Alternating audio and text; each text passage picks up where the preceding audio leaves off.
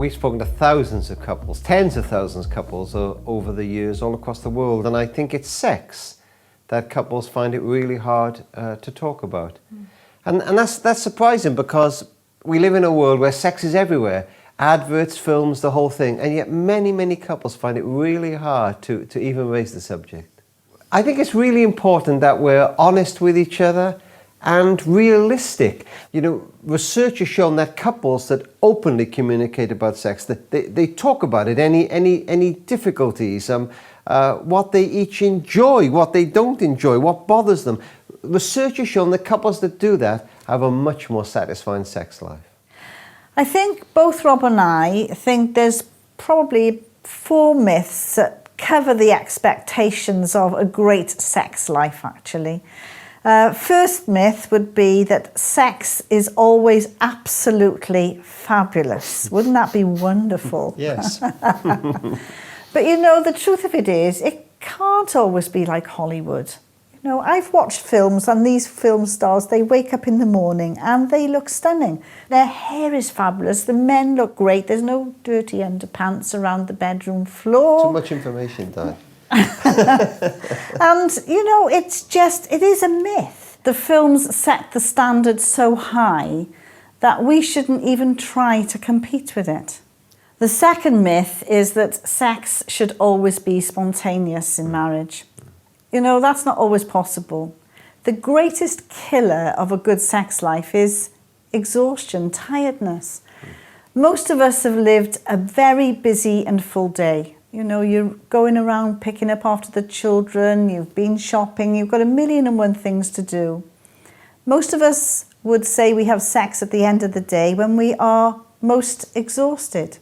And therefore, I think it's really important that we find a time where we are not so shattered and we can enjoy our sex life together.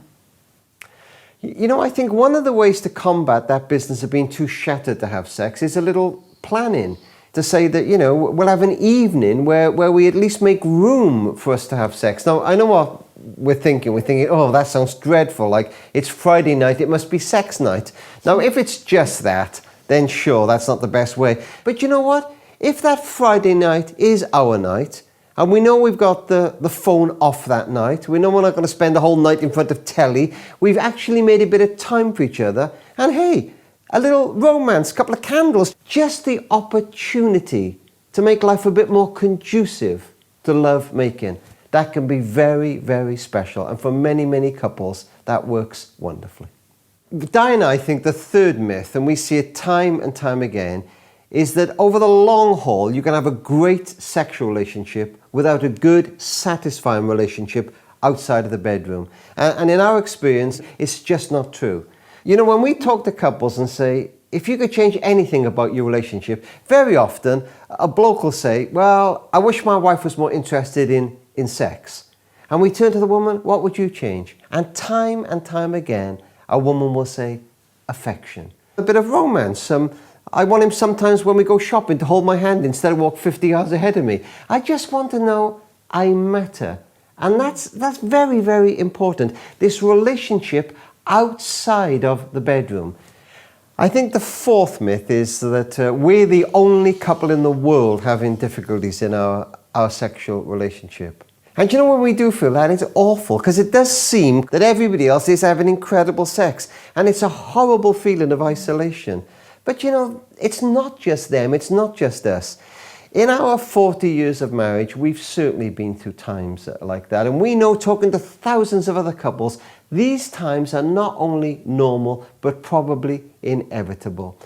And at these times, we need to be understanding with each other, to be gentle, to be loving, and sometimes have a little patience. And we believe with all our hearts that normally it's possible to rediscover a fulfilling sex life again.